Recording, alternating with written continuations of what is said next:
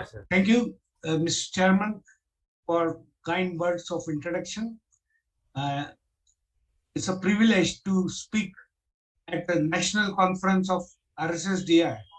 I'll be talking on a little offbeat topic of revascularization of infrapopliteal vessels in diabetes. I have no conflict of interest. Next, in Asian countries, it's the neuropathic foot which is predominant, and almost 80% of our patients have neuropathic foot, and neuroischemic foot calculates for about 20% of the foot problems.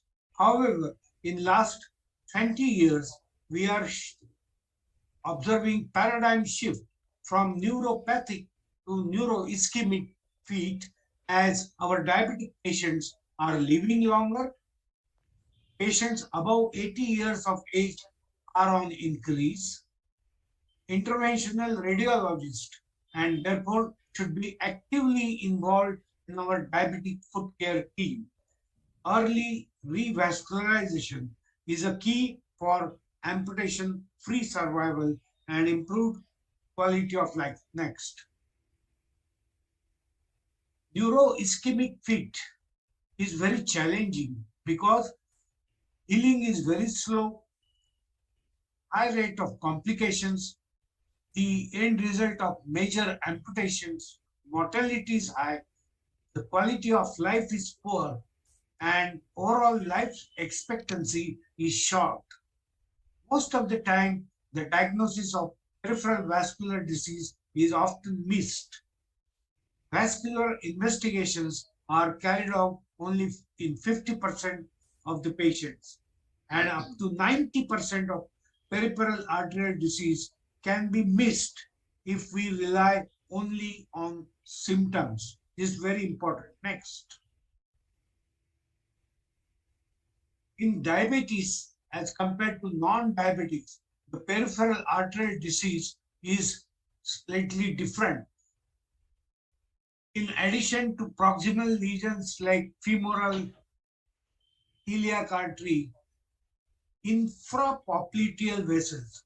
These are the small vessels, infrapopliteal, they are anterior tibial, posterior tibial, and peroneal.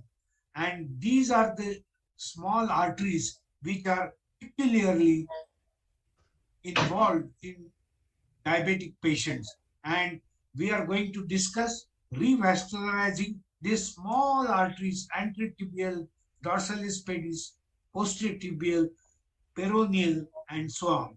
And the reasons why it's very difficult is there are less number of collaterals in diabetic patients. As you can see on the right side, there is heavy calcification of the vessels and there is AV shunting that makes the peripheral vascular disease, especially infrapopliteal vessel, very difficult. Next.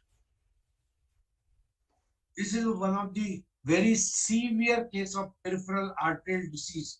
And unfortunately, he is only 46 years old male, presented with 10 years of diabetes, presented with extensive gangrene of the right foot. But on angiogram, when you do angiogram, you see nothing, no artery is patent except some part of aorta you can see at the uh, top level. The once it enters the abdominal part, the aorta is also cut off, and whole lower body as well as abdomen is being covered by small calcified diseased arteries with multiple collateral formations, as you can see. But looking at this picture, the prognosis is very clear on the board, and this patient required major amputation but died within 2 months of surgery. So this is the severe case of peripheral arterial disease. Next. May I have the next slide? Yeah. And if we try to understand peripheral arterial disease in diabetes as compared to coronary artery disease, we have to understand that coronary artery disease is low pressure. They fill up in diastole, while peripheral arteries fill up in systole. So it's a high pressure. The restenosis rate is low in coronary. It's very high in PAD. Calcification is very common in peripheral vessels as compared to coronary. Balloons, which are placed to open up the obstructive lesions, are very well protected by chest wall and rib cage. Therefore, the balloons do not get damaged. But stents put in the peripheral arteries, particularly below knee, they have no cushioning and they can easily get damaged. Revascularization is very easy in coronary. Revascularization very difficult in peripheral arteries. Only experts can do that. The life expectancy of coronary is much longer.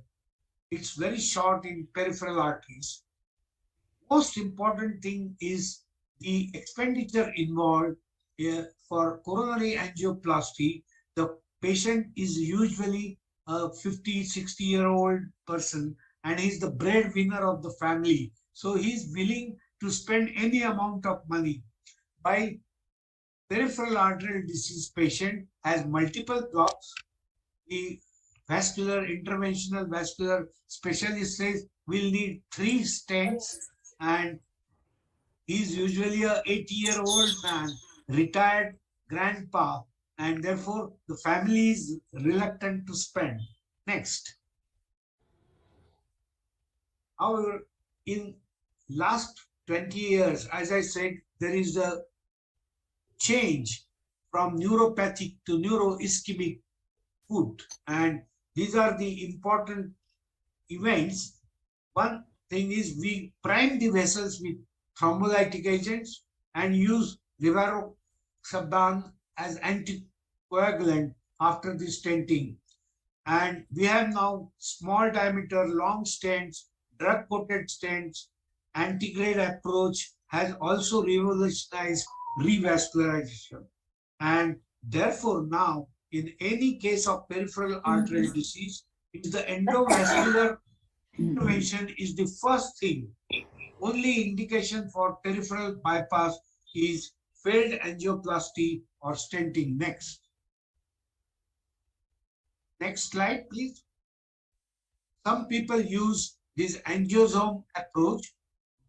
On the right side, you can see dorsalis pedis artery is shown in green. So if the dorsalis pedis is blocked, you open only dorsalis pedis, or if the gangrenous part is in the territory of dorsalis pedis, then instead of revascularizing all vessels, you vascularize only the angiosome directed artery. Next. The primary goals of treatment of critical leg ischemia is to relieve ischemic pain, heal neuroischemic ulcers, prevent limb loss, improve quality of life, and prolong the survival. Next. Now this is how we open the infrapopliteal vessels. You can see occlusions in all the 3 infrapopliteal vessels, anterior, posterior, and peroneal. But with angioplasty of all the 3 arteries showing excellent result with no flow limiting lesions.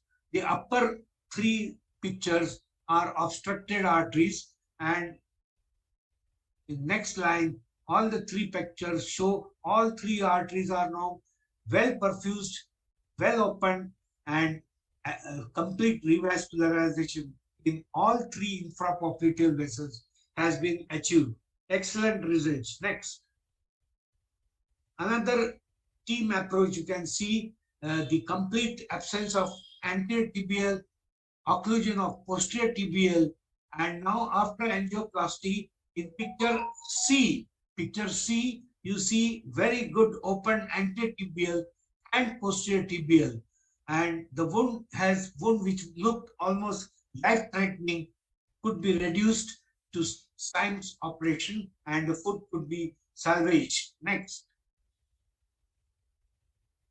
This is a angioplasty after surgical bypass. So when they did a venous bypass in a lower extremity, even that vein got blocked. And you can see the occlusion in the bypass graph, and that has been now successfully opened with peripheral intervention. Next. Another patient you can see on the left side, pre-operative or pre-procedure. You can see hardly any blood supply in the lower limb, and this is after angioplasty. You can see the anterior posterior tibial plantar arch getting perfusion. Next. Another patient, you can see the revascularization in the upper vessels, as well as here you can see practically no blood supply, but after angioplasty, you can see how the difference has made. Next. You can see all the arteries now have been opened in the third picture, and you see the middle picture or the first picture, there is hardly any vascular supply. So this is excellent revascularization of small infrapopliteal vessels, and this can change the clinical picture of critical leg ischemia into relief of complete pain and prevention of leg amputation. Next. Another patient with complete absence of blood supply because of infrapopliteal vessel involvement, and you can see post angioplasty the results are gratifying. All the anterior as well as posterior arteries have been opened along with the collaterals. Next. Another patient pre and post angioplasty. You can see the anterior tibial opened up. Here the upper calf vessels have been opened after angioplasty, and patient had a gangrene and the foot could be salvaged. Next.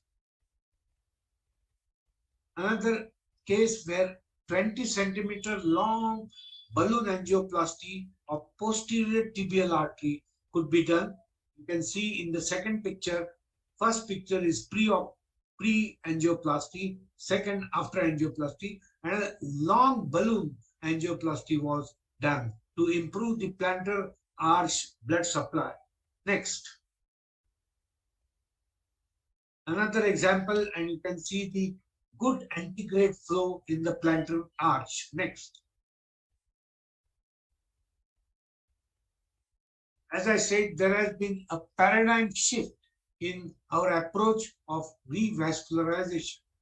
Now we only say endovascular first. Bypass comes last.